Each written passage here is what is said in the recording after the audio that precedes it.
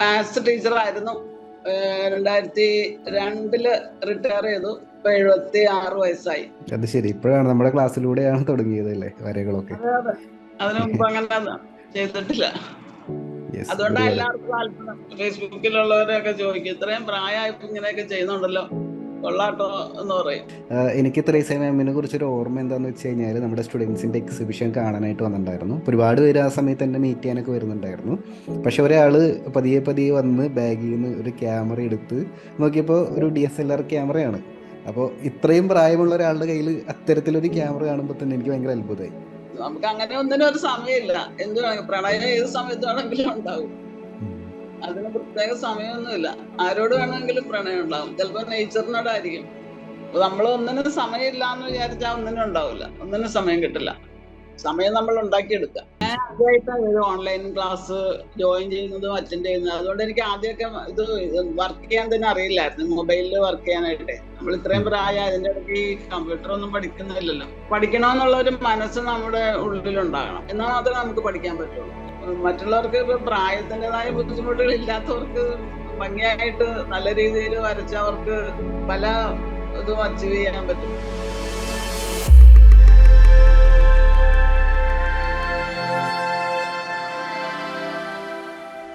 നമസ്കാരം.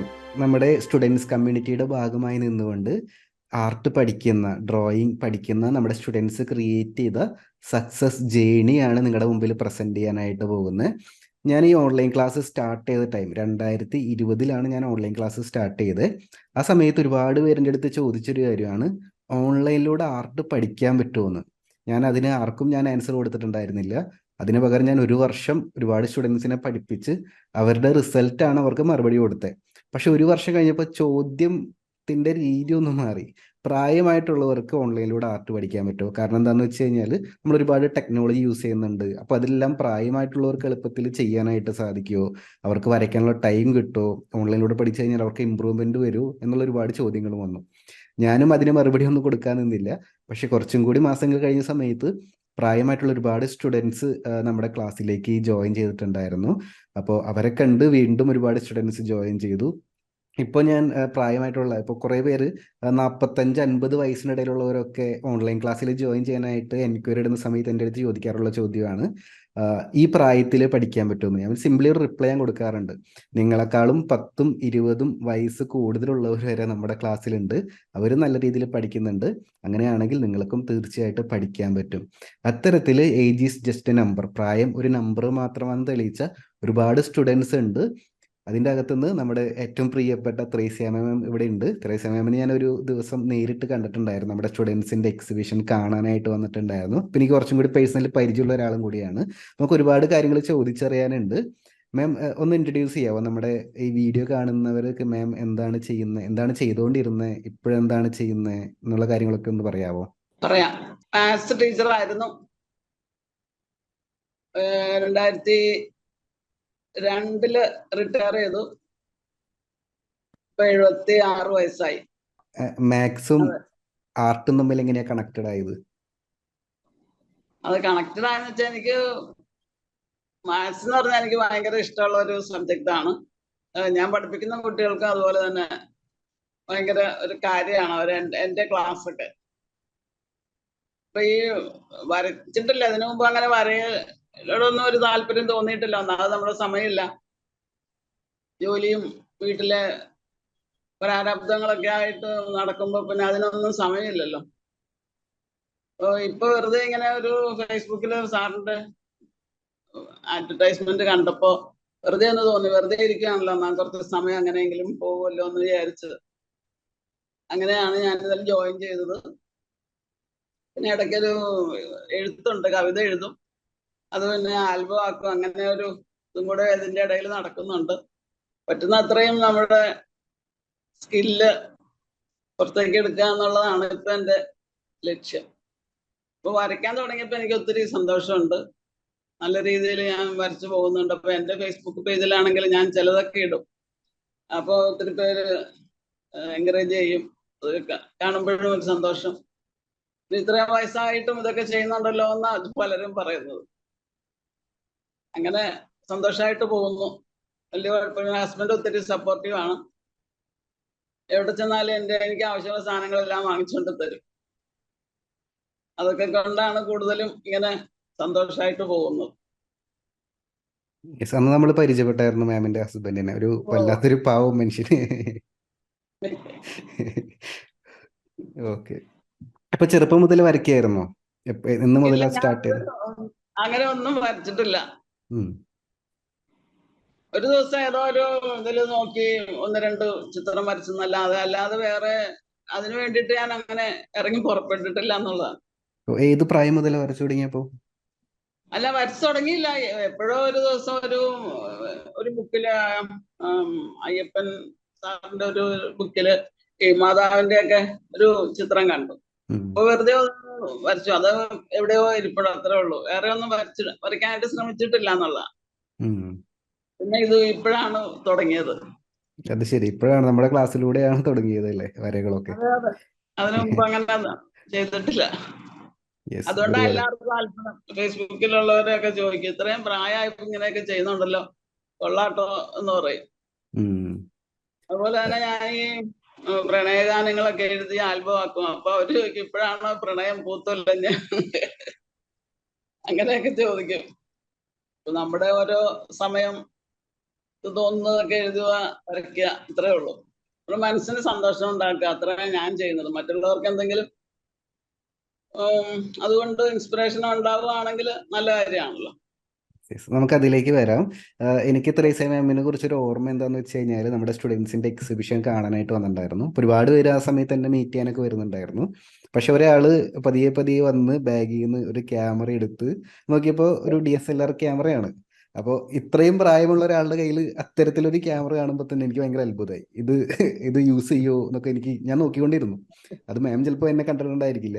പക്ഷെ അത് ഞാൻ നോക്കിയപ്പോൾ ക്യാമറ എടുത്ത് ഓണാക്കി എല്ലാ സ്റ്റുഡൻസിൻ്റെയും ഫോട്ടോസ് എല്ലാം എടുത്ത് അവരുടെ എല്ലാവരുടെ അടുത്ത് സംസാരിച്ച്, പിന്നെ മാമിൻ്റെ ഹസ്ബൻഡും വന്നിട്ടുണ്ടായിരുന്നു. അദ്ദേഹം വന്ന് ഞങ്ങളുടെ അടുത്തൊക്കെ സംസാരിച്ച് ഒരുപാട് ഹാപ്പി ആയിട്ടാണ് പോയത്. അപ്പം അന്ന് ഒരു കാര്യം പറഞ്ഞായിരുന്നു, ഞങ്ങൾ ട്രാവൽ ചെയ്യാറുണ്ട്, ഒരുപാട് സ്ഥലങ്ങൾ പുറത്തേക്കൊക്കെ പോയിട്ടുണ്ട് എന്നൊക്കെയുള്ള കാര്യങ്ങൾ. ആ ഒരു ഇൻഫർമേഷൻ ഒന്ന് ഷെയർ ചെയ്യാം. ഈ ഒരു പ്രായത്തിലും ട്രാവൽ ചെയ്യാനുള്ള ഒരു ആഗ്രഹം എങ്ങനെയാ വന്നത്, അതുപോലെ തന്നെ ഫോട്ടോഗ്രാഫി. ട്രാവൽ ചെയ്യാനുള്ള ഒരു ആഗ്രഹം എന്ന് പറഞ്ഞാൽ ഈ ഹസ്ബൻഡ് സെൻട്രൽ ഗവൺമെന്റ് എംപ്ലോയി ആണ്. അപ്പൊ 4 കൊല്ലത്തിൽ ഒരിക്കലും LTC കിട്ടും. അപ്പൊ അങ്ങനെയാണ് പോയി തുടങ്ങിയത്. അപ്പൊ അത് ഇന്ത്യയിൽ മാത്രമേ നമുക്ക് പറ്റുള്ളൂ. ഇന്ത്യയിൽ ഇപ്പം കാണാത്ത സ്ഥലങ്ങളൊന്നും തന്നെ ഇല്ലെന്ന് പറയാം. പിന്നെ അതിനുശേഷമാണ് പുറത്തേക്ക് പോയി holy land, Singapore, Malaysia, Thailand, Europe, പിന്നെ ഇവിടെ അങ്ങനെ പല സ്ഥലങ്ങളിൽ പോയി. അതൊരു ഭയങ്കര ഒരു സന്തോഷമുള്ള കാര്യമാണ്. നമ്മൾ ട്രാവൽ ചെയ്യാന്ന് പറഞ്ഞാൽ നമ്മുടെ ശരീരത്തിനും മനസ്സിനും അതൊരു ഭയങ്കര ഹാപ്പിനെസ് തരുന്നൊരു കാര്യമാണ്. പക്ഷെ എല്ലാവർക്കും അത് സാധിക്കില്ല. എത്രയോ പേര് പൈസ കൂട്ടി വെച്ചിട്ടും അവർക്ക് യാത്ര ചെയ്യാൻ പറ്റാത്ത അനുഭവങ്ങളുണ്ട്. പലരും പറയും, ഒരാൾക്ക് പോകണമെന്ന് ആഗ്രഹം ഉണ്ടാകും, അപ്പം മറ്റേ ആൾക്ക് അത് മടിയായിരിക്കും. പിന്നെ ചിലർക്ക് പൈസ എത്ര ഉണ്ടെങ്കിലും അത് ചെലവാക്കാനുള്ള മടിയായിരിക്കും. അങ്ങനെ പല പല കാരണങ്ങൾ കൊണ്ട് പലരും മടിക്കുന്നത്. അപ്പൊ ഞങ്ങൾ രണ്ടുപേരും ഒരേ ഇതിൽ തന്നെയാ, അതുകൊണ്ട് ഇങ്ങനെയൊക്കെ പോകുന്നു. ഫോട്ടോഗ്രാഫ്സ് എടുക്കാറുണ്ടല്ലേ പോകുന്ന സ്ഥലത്തൊക്കെ? ഉണ്ട്. ഇന്നലെ എന്നെ ആർട്ട് പഠിപ്പിക്കുന്ന ഒരു മെന്റർ ഉണ്ട് എനിക്ക്. ഇന്നലെ മീറ്റിങ്ങിൽ എൻ്റെ അടുത്ത് പറഞ്ഞത്, സച്ചിൻ ഇനി സ്വന്തമായിട്ട് റെഫറൻസ് പിക്ചേഴ്സ് ക്രിയേറ്റ് ചെയ്യാനായിട്ട് തുടങ്ങണം, ഫോട്ടോഗ്രാഫി സ്റ്റാർട്ട് ചെയ്യണം, ട്രാവൽ ചെയ്യണം എന്നൊക്കെ പറഞ്ഞു. ഒരു മാസം ഒരു 15 പിക്ചറെങ്കിലും നമ്മൾ ഫോട്ടോ എടുത്ത് നമ്മുടെ കയ്യിലുണ്ടെങ്കിൽ നമുക്ക് ഒരു വർഷത്തിനകത്ത് കുറേ പിക്ചേഴ്സ് നമ്മുടെ കയ്യിൽ ഒരു കളക്ഷൻ കിട്ടും. നമുക്ക് നോക്കി വരയ്ക്കാനായിട്ട് ശരിക്കും അത് മാത്രം മതി. കുറച്ചും കൂടി ബെറ്റർ ആയിട്ട് നമുക്ക് ചിത്രങ്ങൾ വരയ്ക്കാനായിട്ട് സാധിക്കും. അപ്പൊ ഞാനും ഇനി ഫോട്ടോഗ്രാഫിയൊക്കെ കുറച്ചും കൂടി ഫോക്കസ് ചെയ്യാനായിട്ട് പോവാണ്. നിങ്ങളൊക്കെയാണ് ഇൻസ്പിറേഷൻ. ഞാൻ ഫേസ്ബുക്ക് ഗ്രൂപ്പ് ഓപ്പൺ ചെയ്തിട്ട് ഞാൻ വരച്ച ചിത്രങ്ങളെല്ലാം 1 by 1 ആയിട്ട് ഒന്ന് ചെക്ക് ചെയ്യാം. അപ്പൊ ഇതാണ് നമ്മുടെ കോഴ്സിൽ ജോയിൻ ചെയ്തിട്ട് ആദ്യമായിട്ട് അസൈൻമെന്റ് പോലെ വരച്ചതല്ലേ ഈ 2 ചിത്രങ്ങൾ. ഇത് വരയ്ക്കുമ്പോ എന്തായിരുന്നു ഫീല്? ബുദ്ധിമുട്ടായിട്ട് തോന്നിയോ? ചെറുതായിട്ട്. എന്നാലും എനിക്കൊരു വലിയ ഷേപ്പ് ഒക്കെ എനിക്ക് വലിയ കുഴപ്പമുണ്ടായില്ല. അതായത് സ്റ്റുഡൻസിന് മെയിൻ പ്രശ്നം എന്താണെന്ന് വെച്ച് കഴിഞ്ഞാൽ ഒരു ചിത്രം വരയ്ക്കാൻ പറയുന്ന സമയത്ത് ഒരുപാട് ചിന്തകൾ വരും. വരയ്ക്കുന്നതിലുപരി അവർ ചിന്തിക്കുന്നുണ്ടായിരിക്കുക, ഇപ്പോൾ ഈ ഒരു മരം ശരിക്കും ഇത്തിരി ബുദ്ധിമുട്ടുള്ള സബ്ജക്റ്റ് ആണ്, അത് അറിഞ്ഞുകൊണ്ട് തന്നെയാണ് ഞാൻ അസൈൻമെന്റ് ആയിട്ട് കൊടുക്കുന്നത്. പക്ഷെ അത് കൊടുക്കുന്ന സമയത്ത് ഇത് എന്നെ കൊണ്ട് വരയ്ക്കാൻ പറ്റുമോ, ഇത് ഈ സമയത്തിന്റെ അകത്ത് വരച്ച് തീരുമോ, ഇതുപോലെ ഭംഗി ഉണ്ടാവുന്നുള്ള ഒരുപാട് സംശയങ്ങളുണ്ട്. അപ്പൊ അത് സോൾവ് ചെയ്യാനുള്ള ഒരു സിമ്പിൾ ടിപ്പ് എന്താന്ന് വെച്ച് കഴിഞ്ഞാൽ മാം ചെയ്ത പോലെ എല്ലാ സംശയങ്ങളും മാറ്റി വെച്ച് ജസ്റ്റ് അങ്ങ് വരയ്ക്കുക. വരച്ചിട്ട് അതങ്ങ് കംപ്ലീറ്റ് ആക്കുക. കംപ്ലീറ്റ് ആവുന്ന സമയത്ത് ഒരുപാട് ക്ലാരിറ്റി കിട്ടും. നമുക്ക് എവിടെയൊക്കെയാണ് ഇമ്പ്രൂവ് ചെയ്യാനുള്ളത്, അല്ലെങ്കിൽ നമുക്ക് എവിടെയൊക്കെയാണ് നമ്മൾ ബെറ്റർ ആയിട്ട് പെർഫോം ചെയ്യുന്നതെന്നുള്ള ക്ലാരിറ്റി കിട്ടും. പിന്നെ നമ്മൾ മെത്തേഡ് ടെക്നിക്സ് എല്ലാം പഠിച്ച് പ്രാക്ടീസ് ചെയ്യുന്ന സമയത്ത് പതിയെ പതിയെ പതിയെ ഇമ്പ്രൂവ് ആയിട്ട് വരും. ഫേസ് വരയ്ക്കുന്ന സമയത്ത് ഞാൻ മാമിൻ്റെ ചിത്രങ്ങൾ ഒബ്സർവ് ചെയ്യാറുണ്ട്. ഫേസ് വരയ്ക്കുന്ന സമയത്ത് ആദ്യമേ ചെറിയ സൈസ് ഡിഫറൻസ് ഒക്കെ ഉണ്ടായിരുന്നു.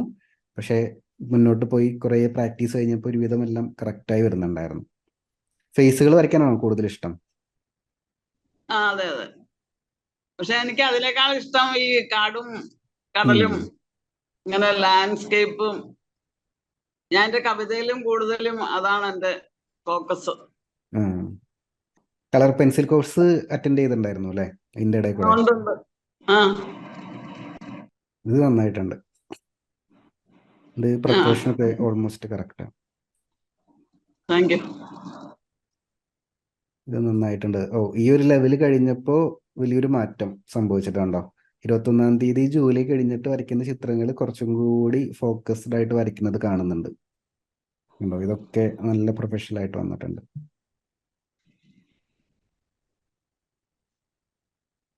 പിന്നെ സമയം കൂടുതൽ എടുക്കുന്നുണ്ടെന്ന് തോന്നുന്നല്ലേ ഇപ്പൊ വരയ്ക്കാനായിട്ട്? ഉണ്ട്.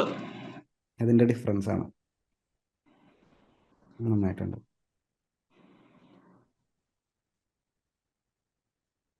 ഇടയ്ക്ക് എഴുത്തും കൂടെ ഉള്ളതുകൊണ്ടാണ് കൂടുതൽ സമയം എല്ലാം കൊണ്ടുപോകണം, എല്ലാം ഒരുമിച്ച് കൊണ്ടുപോകണം, അതല്ലേ? അതെ അതെ. പുതിയ ഈ കോഴ്സ് എങ്ങനെ ഉണ്ടായിരുന്നു? പുതുതായിട്ട് ഗിഫ്റ്റ് ആയിട്ട് തന്ന പുതിയ കോഴ്സ് കൊള്ളാം, അടിപൊളിയാണ്. അത് ഞാൻ എടുത്ത ഫോട്ടോ തന്നെ വരച്ചതാ. ഇതെടുത്ത ഫോട്ടോ ആണോ?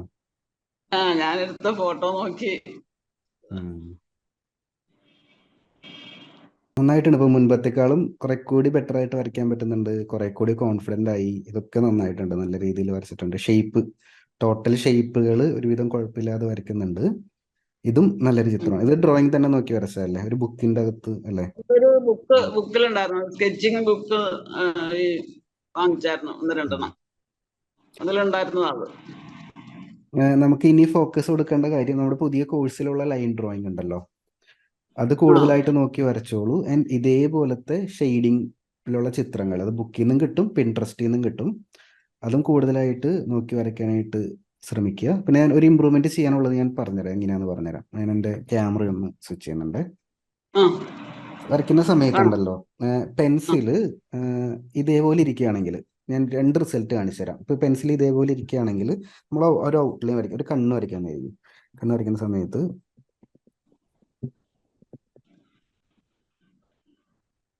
റഫായിട്ടാട്ടോ വരയ്ക്കുന്നത്.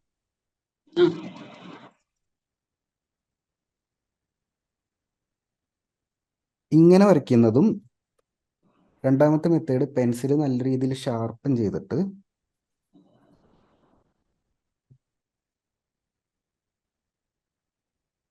ഇങ്ങനെ വരയ്ക്കുന്നതും. ഇതിലേതാ ഭംഗി? രണ്ടാമത് വരച്ചത്. അപ്പോൾ ഇതിൽ 2 കാര്യങ്ങളാണ് നമ്മൾ ഫോക്കസ് കൊടുത്തത്. ഒന്ന് പെൻസിലിന്റെ ടിപ്പ് ഇങ്ങനെ റൗണ്ട് ആയിട്ട് ഇരുന്ന് കഴിഞ്ഞാൽ നമുക്ക് നോർമലി ഒരു ടെൻഡൻസി വരും, നമുക്ക് ഇങ്ങനെ വീണ്ടും വീണ്ടും വീണ്ടും വരയ്ക്കാനും പിന്നെ കൂടുതൽ പേപ്പറിൽ കുഴി വീഴാനും വരയ്ക്കുന്ന ലൈൻസ് ഡാർക്കായി പോകാനുള്ള ടെൻഡൻസി വരും. ഇപ്പൊ നെക്സ്റ്റ് വരയ്ക്കുന്ന സമയത്ത് എപ്പോഴും പെൻസിൽ ഷാർപ്പനായിട്ട് കീപ്പ് ചെയ്യാനായിട്ട് നോക്കുക. ആൻഡ് ഇങ്ങനത്തെ കർവൊക്കെ വരയ്ക്കുന്ന സമയത്ത് നമുക്ക് നിർത്തി ഇങ്ങനെയും വരയ്ക്കാം, അതിന് പകരം സിംഗിൾ ആയിട്ട് വരയ്ക്കാൻ പറ്റും. അപ്പോൾ ഒരുവിധം പേർക്കൊക്കെ, ഈ പ്രായത്തിലുള്ളവർക്കൊക്കെ ഇത് വരയ്ക്കാൻ ഇത്തിരി ബുദ്ധിമുട്ടാണ്. പക്ഷെ നമ്മൾ ഒന്ന് ശ്രമിച്ചു കഴിഞ്ഞാൽ വരയ്ക്കാൻ പറ്റും, നീളത്തിൽ തന്നെ വരയ്ക്കാൻ പറ്റും. അങ്ങനെ വരച്ചു കഴിഞ്ഞാൽ കണ്ടിന്യൂസ് ആയിട്ടുള്ള ലൈൻസ് ഉപയോഗിച്ചിട്ട് ഔട്ട്ലൈൻ ഇട്ട് കഴിഞ്ഞാൽ പെട്ടെന്ന് തന്നെ ഇപ്പോൾ വരയ്ക്കുന്നതിനേക്കാളും പെട്ടെന്ന് തന്നെ നല്ലൊരു ഇമ്പ്രൂവ്മെന്റ് കിട്ടും. മനസ്സിലാവുന്നുണ്ടോ?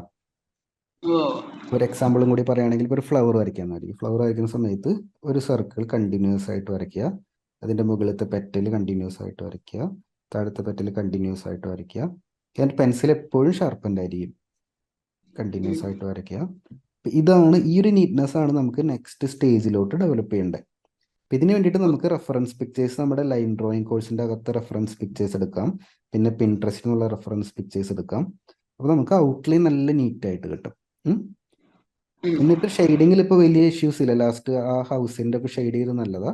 എന്നിട്ട് സെയിം പോലെ തന്നെ ഷെയ്ഡിങ് ചെയ്യുമ്പോഴും പെൻസിൽ ഷാർപ്പൻഡ് ആയിട്ട് യൂസ് ചെയ്യണം. ഷെയ്ഡിങ് ചെയ്യുന്ന സമയത്ത് സിമ്പിളായിട്ട് കുറേ കൂടി ടൈം ഇൻവെസ്റ്റ് ചെയ്യണം ഷെയ്ഡിങ് ചെയ്യുന്നുണ്ടോ. ഇതിൽ ഞാൻ പ്രഷർ കൊടുക്കുന്നില്ല, അമർത്തുന്നില്ല. പതിയെ പതിയെ പതിയെ ഓരോ ലെയർ ബൈ ലെയർ ആയിട്ട് നമുക്ക് ഷെയ്ഡിങ് കൊടുക്കാനും പറ്റും. നേരെ മറിച്ച് ഇങ്ങനത്തെ പെൻസിലാണെങ്കിൽ ആലോചിച്ച് നോക്കിയാൽ ഷെയ്ഡിങ് കൊടുക്കുമ്പോൾ കണ്ടോ വേറൊരു റിസൾട്ടാണ് നമുക്ക് കിട്ടുക.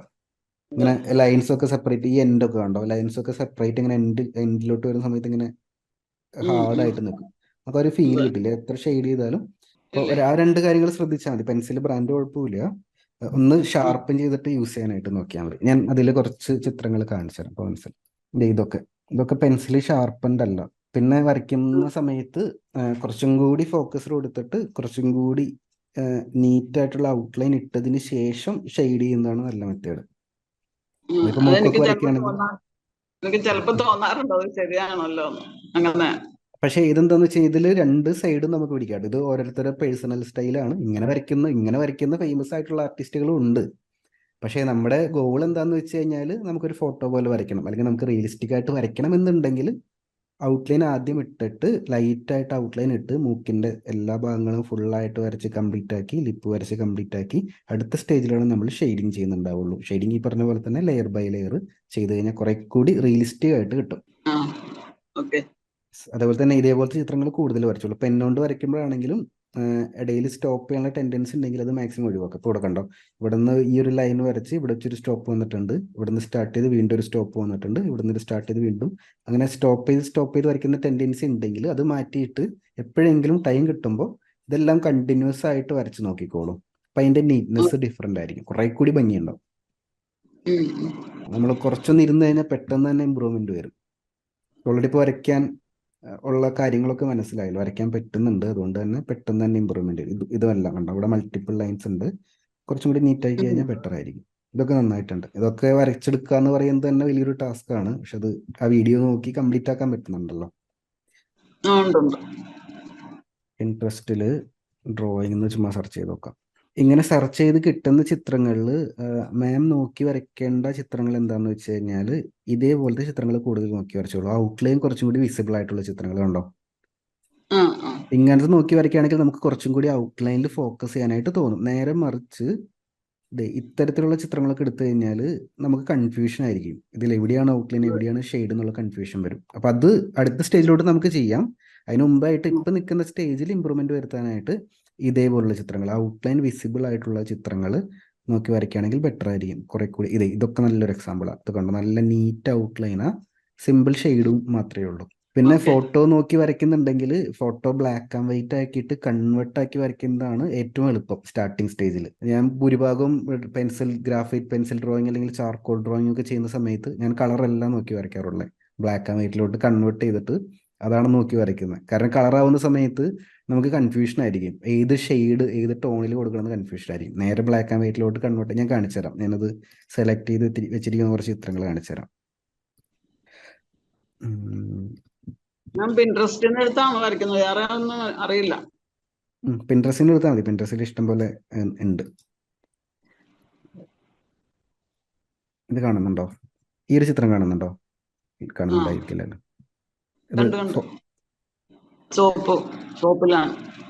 അതെ അതെ, ഇത് ഇങ്ങനെ നോക്കി എൻ്റെ അടുത്ത് വരയ്ക്കാൻ പറഞ്ഞു കഴിഞ്ഞാൽ എനിക്ക് ബുദ്ധിമുട്ടുണ്ടാവും. അപ്പോൾ ഞാൻ ചെയ്യുന്ന കാര്യം ഇതിനെ ബ്ലാക്ക് ആൻഡ് വൈറ്റ് ആക്കി മാറ്റും. എളുപ്പമാണ് കേട്ടോ. കാരണം ഇവിടെ ബ്ലൂ കളറൊക്കെ വരുന്നത്. അപ്പോൾ ബ്ലൂ കളറിന്റെ അവിടെ പെൻസിൽ ഉപയോഗിച്ചിട്ട് ഏത് ഷെയ്ഡ് ചെയ്യണം നമുക്ക് ഭയങ്കര ഡൗട്ടായിരിക്കും. അതിന് വരും ബ്ലാക്ക് ആൻഡ് വൈറ്റിലോട്ട് കൺവേർട്ട് ആക്കി കഴിഞ്ഞാൽ ഭയങ്കര ഈസിയാണ്. പക്ഷേ നമ്മൾ ഒരു ലെവൽ കഴിഞ്ഞ് നല്ല രീതിയിൽ പ്രൊഫഷണൽ ആവുന്ന സമയത്ത് ഇങ്ങനെ നോക്കി വരയ്ക്കാം. അങ്ങനെ നോക്കി വരയ്ക്കുന്ന ആൾക്കാർ ഇഷ്ടം പോലെയുണ്ട്. എളുപ്പമാക്കാനാണ് ബ്ലാക്ക് ആൻഡ് വൈറ്റ് നോക്കി വരയ്ക്കാൻ പറയുന്നത്. ബ്ലാക്ക് ആൻഡ് വൈറ്റ് ആക്കുന്നത് എങ്ങനെ? ബ്ലാക്ക് ആൻഡ് വൈറ്റ് ആക്കാനായിട്ട് നമ്മുടെ മൊബൈലിന്റെ അകത്ത് തന്നെ എഡിറ്ററിൽ ഓപ്ഷൻ ഉണ്ട്. അല്ലെങ്കിൽ ഞാനൊരു ദിവസം ക്ലാസ്സിൽ ഞാൻ അത് കാണിച്ചു തരാം. എഡിറ്റിങ്ങിന്റെ ഒരു ക്ലാസ് നമുക്ക് സെപ്പറേറ്റ് വീക്കിലി മീറ്റിംഗിൽ വെക്കാം. നമുക്ക് മൊബൈൽ ആപ്പുകളുണ്ട് ബ്ലാക്ക് ആൻഡ് വൈറ്റിലോട്ട് മാത്രമല്ല പല പല എഫക്റ്റുകൾ ചെയ്യാനൊക്കെ മൊബൈൽ ആപ്പുകളുണ്ട്. ഞാനത് എന്തായാലും ചെയ്യാം ഒരു ക്ലാസ്സിൽ. ഇപ്പം എന്തായാലും ഇപ്പം ഇൻട്രസ്റ്റ് കൂടുതൽ യൂസ് ചെയ്തോ. പിന്നെ നമ്മുടെ ലൈൻ ഡ്രോയിങ്ങിന്റെ കൂടുതൽ യൂസ് ചെയ്തോ? ടൂൾ അപ്ഗ്രേഡ് ചെയ്യണ്ട. ഇപ്പൊ യൂസ് ചെയ്യുന്ന പെൻസിലും ഇപ്പൊ പേപ്പർ ഏതാ യൂസ് ചെയ്യുന്നത്? പേപ്പർ ഈ ഒരു സ്കെച്ച് ബുക്കാണ്. ഡോംസിന്റെ കുഴപ്പമില്ല, നല്ല ബുക്കാണ്, അത് യൂസ് ചെയ്താൽ മതി, ഇഷ്യൂ ഒന്നുമില്ല. ഇങ്ങനെ ഒരു പെയിന്റിങ് ഇതിനകത്തു നിന്നാണ് കഴിഞ്ഞ ദിവസം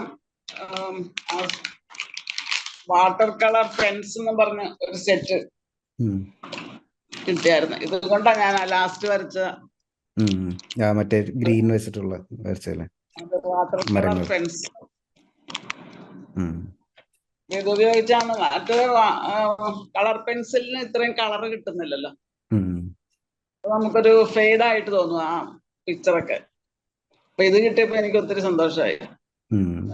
ബ്രഷ് ഉപയോഗിക്കണ്ടല്ലോ. അതെ അതെ അതെ, അതിനകത്ത് ബ്രഷ് ഉപയോഗിക്കാനുള്ള കളറും ഉണ്ട്,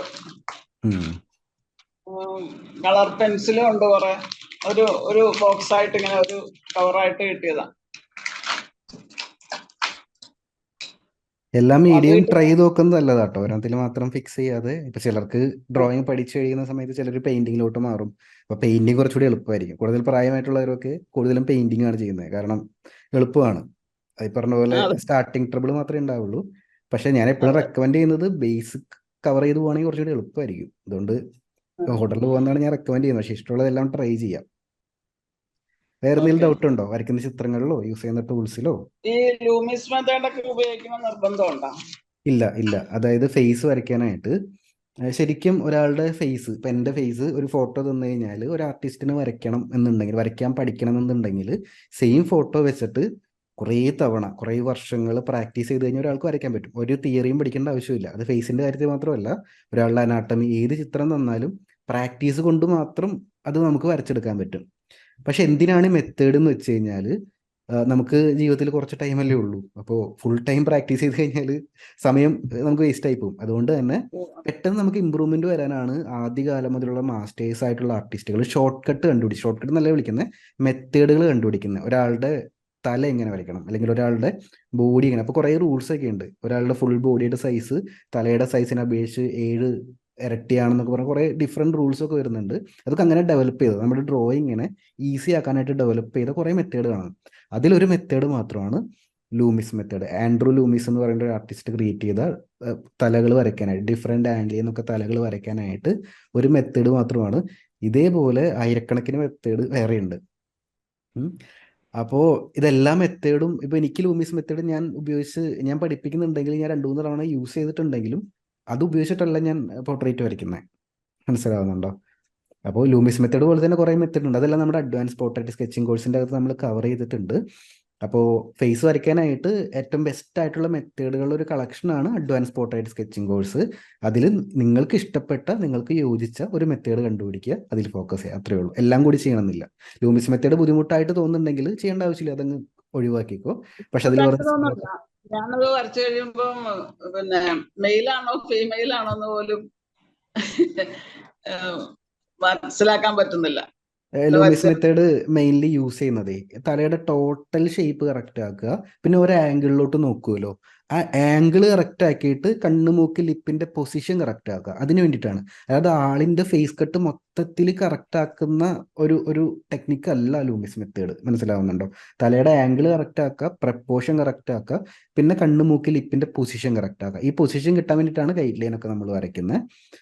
ഈ പറയുന്ന മുഖച്ഛായ വരുത്താനായിട്ട് നമ്മൾ ചെയ്യേണ്ട കാര്യം കോഴ്സിൻ്റെ അകത്ത് പറഞ്ഞിട്ടുള്ള മെഷർമെന്റ് കറക്ഷൻ എന്ന് പറഞ്ഞ ചാപ്റ്റർ ഉണ്ടല്ലോ, ലൈനൊക്കെ വരച്ച് അതാണ് നമുക്ക് ആൾക്കാരുടെ മുഖച്ഛായ കറക്റ്റ് ആക്കുന്നത്. കാരണം മുഖച്ഛായ വരുന്നത് എപ്പോഴാന്ന് വെച്ച് കഴിഞ്ഞാൽ കറക്റ്റ് പൊസിഷനിൽ കറക്റ്റ് ഫേഷ്യൽ ഫീച്ചേഴ്സ് കൊണ്ടുവന്ന് വെക്കുകയും അതിൻ്റെ സൈസും പ്രപ്പോർഷനും കറക്റ്റ് ആക്കുകയും ചെയ്യുമ്പോഴാണ് ഒരാളുടെ മുഖച്ഛായ വരുന്നത്. അപ്പോൾ എൻ്റെ ഒരു ഫോട്ടോ നോക്കി വരയ്ക്കുന്ന ഒരാളാണെങ്കിൽ ലിപ്പിൻ്റെ സൈഡിൽ നിന്ന് ചെറിയൊരു സെൻറ്റിമീറ്റർ അല്ലെങ്കിൽ 1 സെൻറ്റിമീറ്റർ പോരാ, 0.5 സെൻറ്റിമീറ്റർ ലിപ്പൊന്ന് നീങ്ങിക്കഴിഞ്ഞാൽ മുഖച്ഛായ മാറി. അപ്പം മെഷർമെൻറ്റ് കറക്റ്റ് ചെയ്യുന്നതിൽ വേണം ഒരാളുടെ മുഖച്ഛായ കിട്ടാനായിട്ട് ഫോക്കസ് ചെയ്യേണ്ടത്. ഫേസ് ടോട്ടൽ വരയ്ക്കാനായിട്ട് ഡിഫറെൻറ്റ് മെത്തേഡുകളുണ്ട്. അത് നമ്മുടെ കോഴ്സിൻ്റെ അകത്ത് നമ്മൾ കവർ ചെയ്യുന്നുണ്ട്. ഞാൻ വെറുതെ ഫ്രീ ഹാൻഡ് ആയിട്ടാണ് വരയ്ക്കുക. അത് മാത്സിന്റെ ഒരു ഗുണം അവിടെ എനിക്ക് കാണാൻ പറ്റും. ഇപ്പൊ ഈ ടീച്ചേഴ്സ് ഒക്കെ ആണെങ്കിലും അങ്ങനെ ഇതായിട്ടാ വരയ്ക്കുന്നത്, അല്ലാതെ അളന്നൊന്നും ഞാൻ വരയ്ക്കാറില്ല. ഫ്രീ ഹാൻഡ് അതുകൊണ്ട് ആയിട്ട് ചിലപ്പോ വരയ്ക്കുന്നതും നല്ല മെത്തേഡ്. നമ്മൾ സബ് കോൺഷ്യസ്ലി നമുക്ക് കുറെ കാര്യങ്ങൾ മനസ്സിലാക്കാൻ പറ്റും. എല്ലാം അളവെടുത്ത് വരയ്ക്കണം അല്ലെങ്കിൽ എല്ലാം മെത്തേഡ് വെച്ച് വരയ്ക്കണം എന്നൊന്നുമില്ല. എനിക്ക് അനാട്ടമി വരയ്ക്കാനായിട്ട് ആദ്യം കുറെ ചെറുപ്പത്തിലാട്ടോ, ഞാൻ ഡ്രോയിങ് പഠിക്കുന്ന സമയത്ത് അനാട്ടമി വരയ്ക്കാനായിട്ട് എനിക്ക് ബുദ്ധിമുട്ടുള്ളൊരു സമയം ഉണ്ടായിരുന്നു. അപ്പോൾ ആ സമയത്ത് ഞാൻ ബുക്കൊക്കെ വായിച്ചിട്ട് കുറേ റൂളൊക്കെ ഞാൻ പഠിച്ചു. അതായത് ഇപ്പോൾ സിമ്പിൾ പറയുകയാണെങ്കിൽ ഒരാളുടെ വിരലിൻ്റെ നീളം എത്രയാണെങ്കിൽ കൈപ്പത്തിയുടെ നീളം എത്രയാണ്, കൈത്തണ്ടയുടെ അങ്ങനെ കുറേ റൂളൊക്കെ ഉണ്ട്. പക്ഷെ നമ്മൾ ഡ്രോയിങ് ചെയ്യുന്ന സമയത്ത് സത്യം പറഞ്ഞാൽ ഈ റൂളൊക്കെ തലയിൽ ഇട്ടുകൊണ്ട് നമുക്ക് വരയ്ക്കാൻ ബുദ്ധിമുട്ടാണ്. കാരണം നമുക്ക് ഡ്രോയിങ് എൻജോയ് ചെയ്യാൻ പറ്റില്ല. അപ്പം ഞാൻ ചെയ്തൊരു കാര്യം, ചുമ്മാ കുറേ അനാട്ടമിയുടെ പിക്ചേഴ്സ്, അന്ന് പത്രത്തിലൊക്കെ വാർത്തകൾ വരുമല്ലോ, അന്ന് പത്രത്തിൽ വരുന്ന ഫോട്ടോഗ്രാഫ്സ് ഇപ്പോഴത്തെക്കാളും ബെറ്റർ ഫോട്ടോഗ്രാഫ് ആയിരുന്നു അന്നത്തെ. പണ്ടത്തെ അറിയാലോ, കുറെ കൂടെ നല്ല ബ്ലാക്ക് ആൻഡ് വൈറ്റ് ഫോട്ടോസ് ഒക്കെ കിട്ടുമായിരുന്നു, നല്ല ഫോട്ടോഗ്രാഫേഴ്സ് എടുത്ത ഫോട്ടോസ് കിട്ടുമായിരുന്നു. അപ്പം അത് നോക്കിയിട്ട് ഞാൻ വരയ്ക്കും. പിന്നെ സിനിമ പോസ്റ്റേഴ്സിൽ നല്ല പോസുകൾ ഉണ്ടാവും. അപ്പോൾ എൻ്റെ വീടിൻ്റെ അടുത്ത് സിനിമ തിയേറ്റർ ഉണ്ടായിരുന്നു, അവിടെ നിന്ന് ഞാൻ പോയിട്ട് അവിടെ പോസ്റ്റേഴ്സ് വാങ്ങിക്കും അവരുടെ അടുത്തുനിന്ന്. അത് നോക്കി വരയ്ക്കും. അങ്ങനെ ഞാൻ അറിയാതെ തന്നെ അനാട്ടമി ഇമ്പ്രൂവ് ആയി. കാരണം അറിയാം നമുക്ക് ഒരു കൈപ്പത്തി ഈ ഒരു നീളത്തിൽ വരച്ചു കഴിഞ്ഞാൽ ഏത് നീളത്തിൽ കൈ വരച്ചാലാണ് കാണുന്ന ഒരാൾക്ക് ഒരു കൈ പോലെ തോന്നുക എന്നുള്ളത് നമുക്ക് സബ് കോൺഷ്യസിൽ അറിയാൻ പറ്റും. അങ്ങനെയാണ് എൻ്റെ അനാട്ടമി പ്രാക്ടീസ് ചെയ്തത്. പക്ഷേ പോർട്രേറ്റ് വരയ്ക്കാനായിട്ട് ഞാൻ മെത്തേഡ് യൂസ് ചെയ്യുന്നുണ്ട്. നമുക്ക് ഏത് രീതിയിൽ വേണമെങ്കിലും പ്രാക്ടീസ് ചെയ്യാം. നമ്മുടെ ഗോള് സെറ്റ് ചെയ്യാൻ മാത്രമേ ഉള്ളൂ. നമുക്ക് റിസൾട്ട് വരണം. ഏത് റിസൾട്ട് വരണം എന്നുള്ളതാണ് ചോദ്യം. ഇപ്പോൾ ഒരു മാം പോർട്രേറ്റ് വരയ്ക്കാമെന്ന് വിചാരിക്കും. മാമിൻ്റെ ഗോൾ എന്താ? മൾട്ടിപ്പിൾ ഗോൾസ് ഉണ്ടായിരിക്കും. ചിലപ്പോൾ ഔട്ട്ലൈൻ നീറ്റ് ആക്കുക എന്നുള്ളതായിരിക്കും ഒരു ഗോള്. അല്ലെങ്കിൽ ചിലരുടെ ഗോള് ഷെയ്ഡിങ് ഇമ്പ്രൂവ് ആക്കുക എന്നുള്ളതായിരിക്കും. ചിലരുടെ ഗോള് പ്രപ്പോർഷൻ കറക്റ്റ് ആക്കുക എന്നുള്ളതായിരിക്കും. ചിലരുടെ ഗോള് ആ വരയ്ക്കുന്ന ആളുടെ ഫേസ് അതേപോലെ വരയ്ക്കണം എന്നുള്ളതായിരിക്കും. ചിലരുടെ ഗോള് അത് ഫോട്ടോ പോലെ തന്നെ ആക്കണം എന്നുള്ളതായിരിക്കും. ചിലരുടെ ഗോള് ഫോട്ടോനേക്കാളും ബെറ്റർ ആയിട്ട് ഹൈപ്പർ റിയലിസ്റ്റിക് ആക്കണം എന്നുള്ളതായിരിക്കും. അപ്പൊ ഇപ്പോൾ നമ്മുടെ ഈ ഒരു സ്റ്റേജ് വെച്ചിട്ട് നമ്മുടെ ഗോൾ എന്താണെന്ന് കൃത്യമായിട്ട് എല്ലാം കൂടി ഒരുമിച്ച് ചെയ്യാൻ പറ്റൂല. അതായത് ഡ്രോയിങ് ചെയ്യുന്ന സമയത്ത് ഒരു റൂൾ എന്താണെന്ന് വെച്ച് കഴിഞ്ഞാൽ നമ്മുടെ മനസ്സിൽ കുറേ ക്വസ്റ്റ്യൻ വരും. ഇപ്പോൾ നേരത്തെ കാണിച്ചിട്ടുള്ള ഫോട്ടോ മാമിൻ്റെ മനസ്സിൽ വന്നിട്ടുണ്ടാവും. ഓരോ ചിത്രങ്ങൾ വരയ്ക്കുമ്പോഴും ഒരു 100,000 ചോദ്യങ്ങൾ വരും. എനിക്ക് കളർ ലൈറ്റ് ആക്കണോ, ഈ കളർ ഡാർക്ക് ആക്കണോ, ഔട്ട്ലൈൻ ലൈറ്റ് ആക്കണോ, ഔട്ട്ലൈൻ ഡാർക്ക് ആക്കണോ, കൂടുതൽ ഷെയ്ഡ് ചെയ്യണോ, കുറവ് ഷെയ്ഡ് ചെയ്യണോ, കളർ യൂസ് ചെയ്യണോ, പെയിൻറ്, കുറേ ഡൗട്ട് വരും.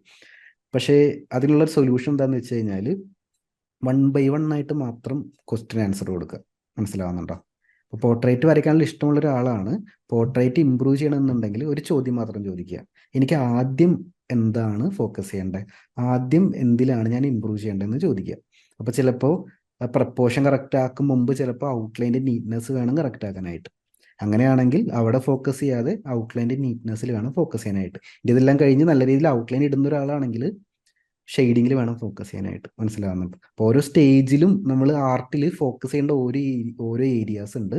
അതിൽ ഇപ്പോൾ മാമിൻ്റെ കാര്യം പറയുകയാണെങ്കിൽ മാം ഫോക്കസ് ചെയ്യേണ്ട കാര്യം നേരത്തെ പറഞ്ഞ ലൈൻ ഡ്രോയിങ്ങുകൾ കൂടുതൽ ഫോക്കസ് ചെയ്യുക, വരയ്ക്കുന്ന ഷേപ്പുകളിൽ കൂടുതൽ ഫോക്കസ് ചെയ്യുക, ഔട്ട്ലൈൻ മൾട്ടിപ്പിൾ ലൈൻസ് വരയ്ക്കാതെ സിംഗിൾ ലൈൻസിൽ ഫോക്കസ് ചെയ്യുക. അപ്പോൾ അതിൽ മാത്രം ഫോക്കസ് ചെയ്യാൻ മതി, ടെൻഷനൊന്നും വേണ്ട. ഇനി നമുക്ക് അടുത്ത ഹോൾ ഓഫ് ഫെയിം വീഡിയോ കാണുന്നവർക്ക് വേണ്ടി പറയാം കേട്ടോ. മാം ഇപ്പോൾ ഇവിടെ വന്നിരിക്കുന്നത് നമ്മുടെ ക്രിയേറ്റിവിറ്റി അച്ചീവർ എന്ന് പറയുന്ന ഒരു റിവാർഡ് കരസ്ഥമാക്കിയിട്ടാണ്. അപ്പോൾ നമ്മുടെ സ്റ്റുഡൻസിന് ഞാൻ റിവാർഡുകൾ കൊടുക്കുന്നുണ്ട്. വെറുതെ ഓൺലൈൻ ക്ലാസ്സിൽ പഠിച്ചു മാത്രമല്ല, ഓരോ ലെവലിൽ കഴിയുമ്പോഴും ആ ലെവൽ അവർക്ക് സ്വന്തമായിട്ട് മനസ്സിലാക്കാൻ പറ്റും എന്നത് മാത്രമല്ല, ഓരോ ലെവൽ കഴിയുമ്പോഴും റിവാർഡുകൾ നമ്മൾ കൊടുക്കുന്നുണ്ട്. അത്തരത്തിൽ കോൺഫിഡൻസ് അച്ചീവർ എന്ന് പറയുന്ന റിവാർഡ് സ്വന്തമാക്കിയിട്ടാണ് ത്രേസ്യ മാം നമ്മുടെ ഒപ്പം ഉള്ളത്. അതായത് ആർട്ടിലൂടെ നമ്മുടെ ക്ലാസ്സിൽ ജോയിൻ ചെയ്തതിന് ശേഷം കുറേ ടാസ്കുകൾ നമ്മൾ കൊടുക്കുന്നുണ്ട്. അതൊക്കെ കംപ്ലീറ്റ് ആക്കി ആർട്ടിലൂടെ ഒരു കോൺഫിഡൻസ് കിട്ടി സ്വന്തം ചിത്രങ്ങളെ കുറിച്ച് സംസാരിക്കാനായിട്ട് പറ്റുന്നുണ്ട് എന്നുള്ള ലെവലിൽ നിൽക്കുമ്പോഴാണ് ഈ ഒരു സിസ്റ്റത്തിലോട്ട് വരുന്നുണ്ടായിരിക്കുക. ഇതൊരു ഫസ്റ്റ് സ്റ്റെപ്പ് മാത്രമാണ്. ഇനി നമുക്ക് അടുത്ത റിവാർഡ് ഉണ്ട്. മാമിനെ അറിയായിരിക്കും അടുത്ത റിവാർഡ് എന്താണെന്ന്. വീണ്ടും അടുത്ത റിവാർഡ് ഉണ്ട്. അപ്പോൾ ഓരോ റിവാർഡിൽ നിങ്ങൾ ഇതുപോലെ എൻ്റെ മുമ്പിൽ വന്നിരിക്കുമ്പോഴും ഞാൻ ഓരോ കാര്യങ്ങളായിരിക്കും അങ്ങോട്ട് പറഞ്ഞിട്ടുണ്ട്. അത് ഈ ഒരു സ്റ്റേജിന് വേണ്ടി മാത്രമുള്ള കാര്യമാണ്.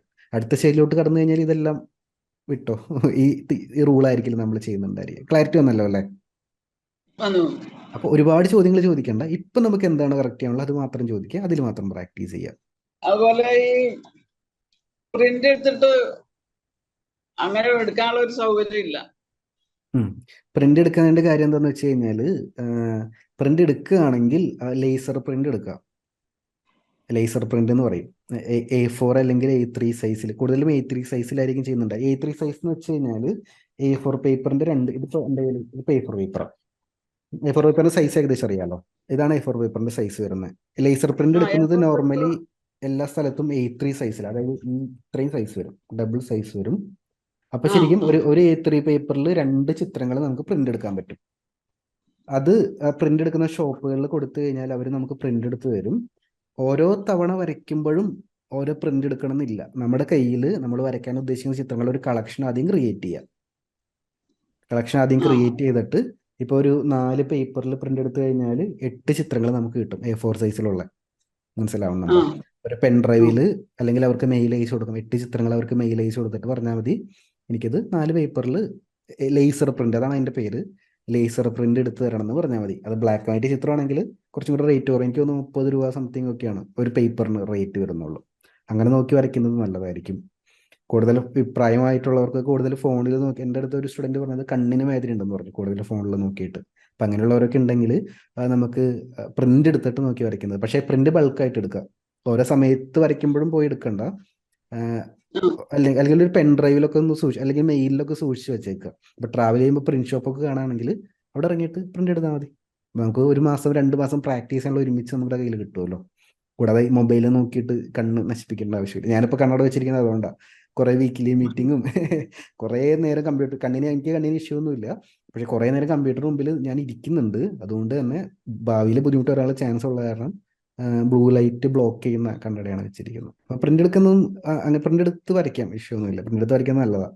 ഈ കളർ പെൻസിൽ ഉപയോഗിക്കുമ്പം ഇങ്ങനെ കൂടുതൽ ഡാർക്ക് ഡീപ്പ് കളറൊക്കെ വരുമല്ലോ. ഇപ്പൊ ആകാശത്തിന്റെ നല്ല ബ്ലൂ കളറൊക്കെ, അത് കൂടുതൽ ഇതായിട്ട് വരയ്ക്കണം, കുത്തിപ്പിടിച്ച് വരച്ചാലാണ് കിട്ടുള്ളായിരിക്കും. ബേണിഷിങ് എന്ന് പറഞ്ഞൊരു മെത്തേഡ് ഉണ്ട്, നമ്മുടെ കോഴ്സിനകത്ത് പഠിപ്പിക്കുന്നുണ്ട്.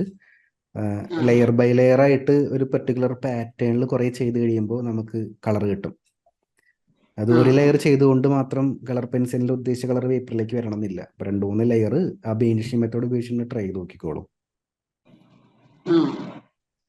പിന്നെ എനിക്ക് തോന്നുന്നു ഈ വാട്ടർ കളർ പെൻസ് കിട്ടിയത് കൊണ്ട് ഇനി കളർ പെൻസിൽ ഉപയോഗിക്കാനായിട്ട് ഒരു മടിയാവും. കുഴപ്പമില്ല, അതിന് നല്ല കളർ കിട്ടുമല്ലോ. ഈ വാട്ടർ കളർ പെൻസ് കൊണ്ട് വരയ്ക്കുമ്പോൾ നല്ല ഡീപ്പ് കളർ കിട്ടുമല്ലോ. പിന്നെ ഇനി കളർ പെൻസിൽ ഉപയോഗിക്കാനായിട്ട് തോന്നൂല. കുഴപ്പമില്ല, കുറച്ച് നാള് വാട്ടർ കളർ പെന്ന് യൂസ് ചെയ്ത് നോക്കിക്കോളൂ ചിത്രങ്ങൾ വരയ്ക്കാനായിട്ട്. ഇഷ്യൂ ഒന്നുമില്ല.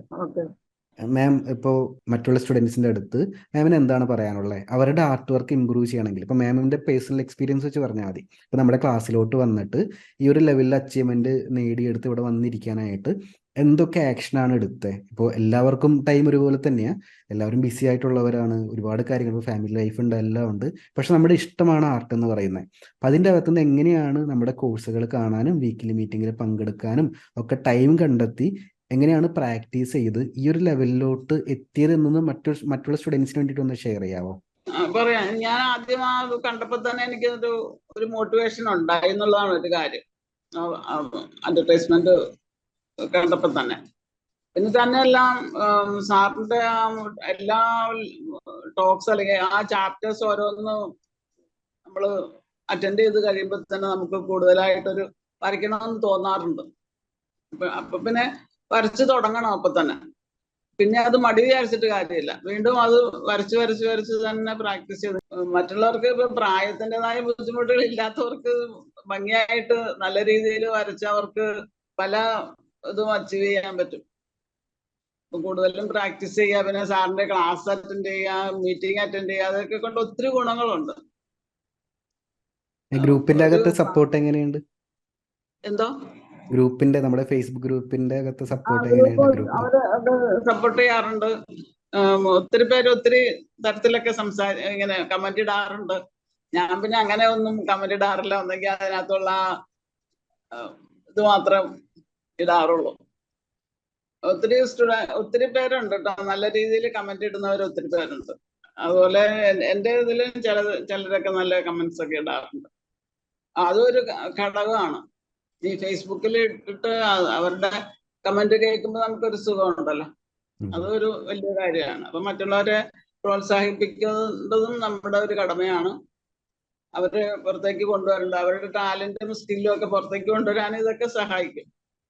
ഈ ഫേസ്ബുക്കിലെ കമന്റ്സും ഏതെങ്കിലും മീറ്റിങ്ങുകളും അവർക്ക് സംസാരിക്കാനുള്ള ഒരു അവസരമൊക്കെ കൊടുക്കുന്നുണ്ടല്ലോ, അതൊക്കെ ഒത്തിരി നല്ലത് തന്നെയാണ്. പക്ഷെ ഈ മീറ്റിംഗ് ഒക്കെ അറ്റൻഡ് ചെയ്തില്ലെങ്കിൽ അതൊരു ഭയങ്കര നഷ്ടം തന്നെയാണ്.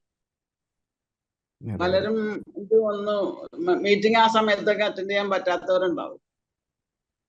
അതുകൊണ്ടാണ് അറ്റൻഡ് ചെയ്യാൻ പറ്റാത്തത്. പിന്നെ അത് കഴിഞ്ഞ് റെക്കോർഡ് ചെയ്തത് കേൾക്കുന്നതും അത് തമ്മിൽ വ്യത്യാസമുണ്ട്, ഒരു വ്യത്യാസമുണ്ട്.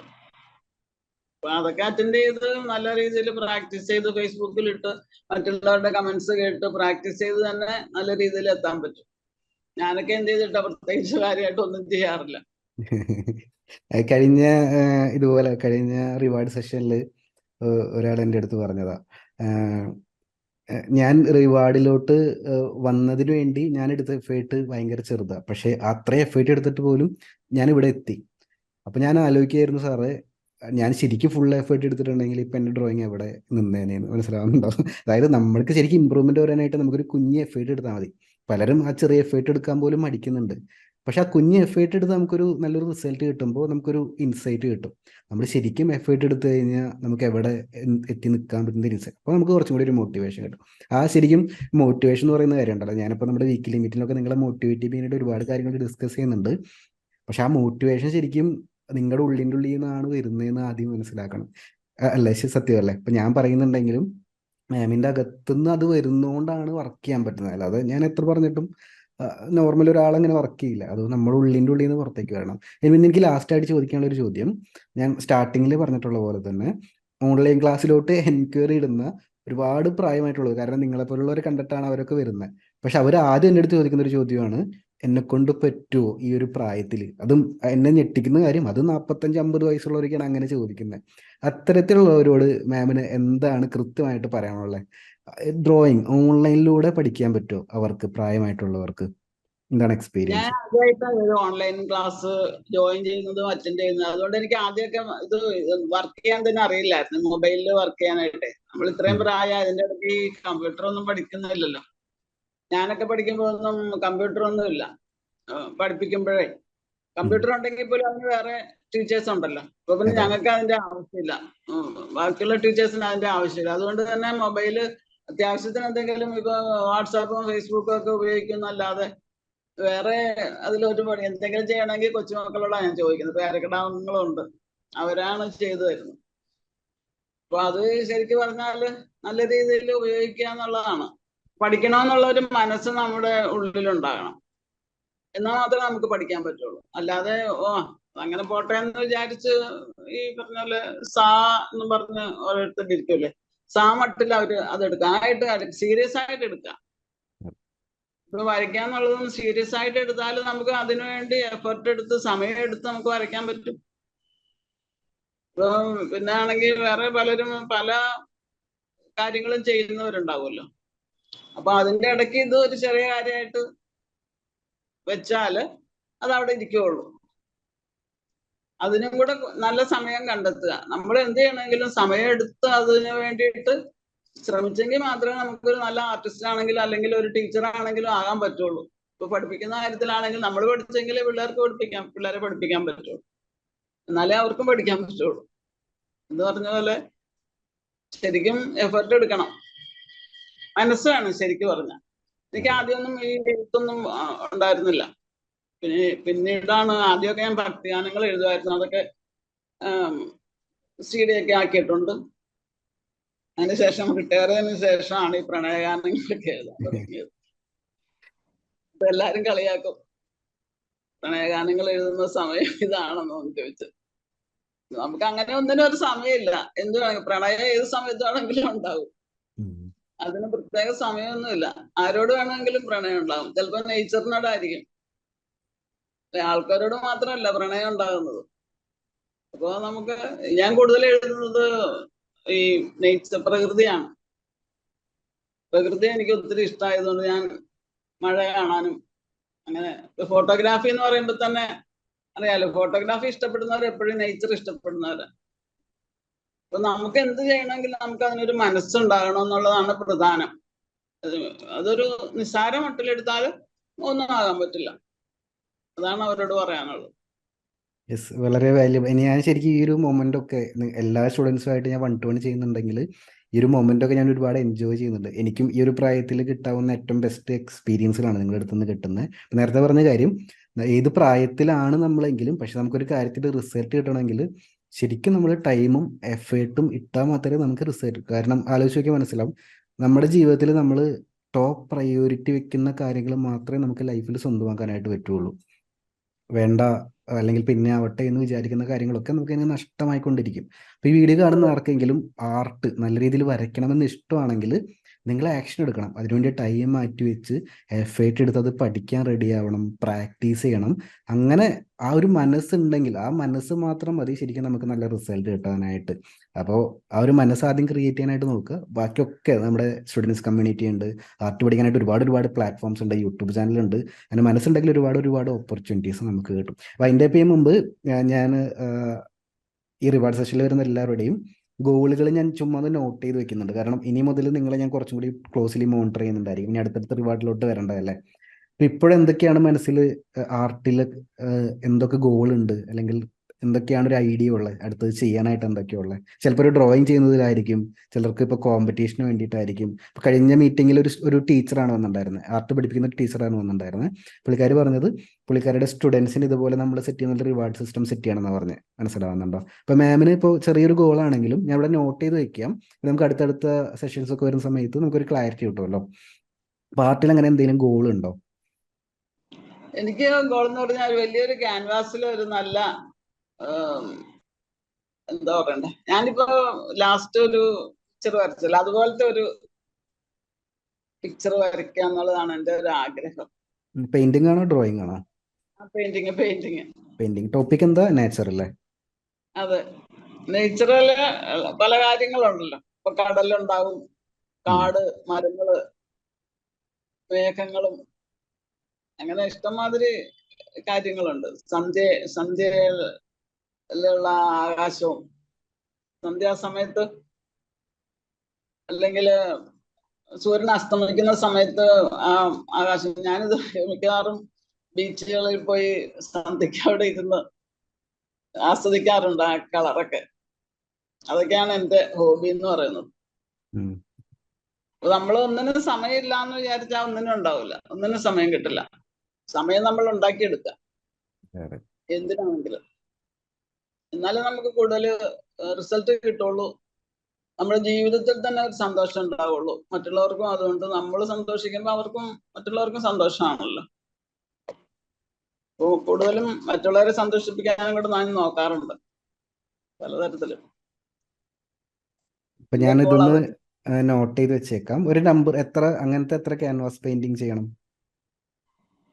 അങ്ങനെയൊക്കെ ചോദിച്ചാൽ ഞാൻ എന്ത് പറയണം? ഒരു നമ്പർ പറയുകയാണെങ്കിൽ നമുക്ക് അച്ചീവ് ചെയ്യാൻ എളുപ്പമായിരിക്കും.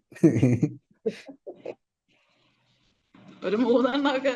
3 എണ്ണം. യെസ്, ഞാൻ നോട്ട് ചെയ്ത് വെച്ചേക്കാം. ഞാനിവിടെ നോട്ട് ചെയ്ത് വെച്ചിരിക്കുന്നത് ഇങ്ങനെയാണ്: 3 large canvas painting nature topics from on photographs. നമ്മൾ എടുത്ത സ്വന്തമായിട്ടുള്ള ഫോട്ടോഗ്രാഫിന്റെ അകത്ത് നിന്നും ഒരു 3 ലാർജ് ആയിട്ടുള്ള ക്യാൻവാസ് പെയിന്റിങ് ചെയ്യാന്നുള്ളതായിരിക്കും മാമിന്റെ ഗോള്.